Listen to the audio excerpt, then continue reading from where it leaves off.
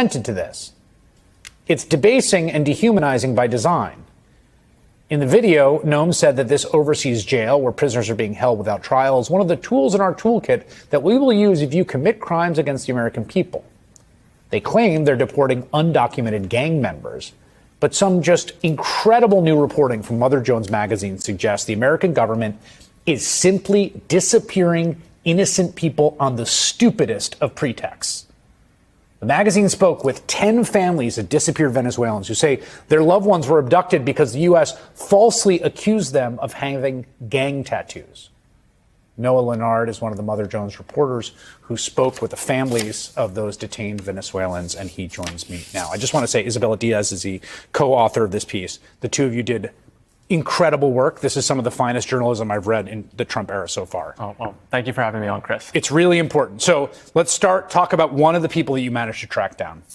This is the family of Nery Alvarado. Tell me about who Nery Alvarado is. So Nery Alvarado, he actually celebrated his 25th birthday a week ago in this gulag that you talked about in El Salvador. He came to the United States last year from Venezuela, had been working in a bakery there, and I talked with his sister and his boss, and it was just immediately apparent just what a sweet man he is. His 15-year-old brother has autism. He has an autism awareness ribbon tattooed on his leg, and he only has 2 other tattoos, and this is part of the reason he was targeted. One says brother in English, the other says familia, family. And, he talked to his sister, and he says, this is someone who wouldn't even hurt a fly. His boss absolutely loved him, had invited him into his home many times, vouches for him 100%, yet he was taken in by ICE in early February and told explicitly, you're in here because of the tattoos you have. Yeah, can we show that one again? Nelierson, this really broke me. This is a tattoo with his brother's name, Nerlielson, and an autism, that's the autism awareness sign.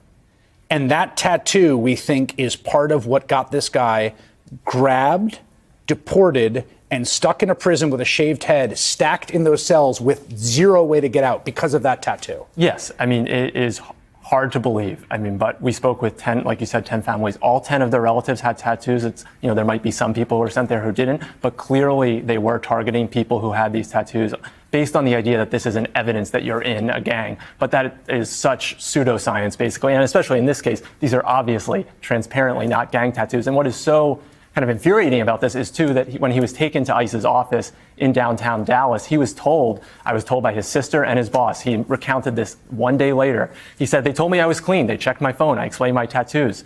They said it was fine, but then he went to another office and they said, you know what, you're coming with us anyway. And this was happening right at the time where the highest levels of the Trump administration were pushing for more and more bodies to put into detention centers. You also had someone else who was a singer, a relatively successful singer.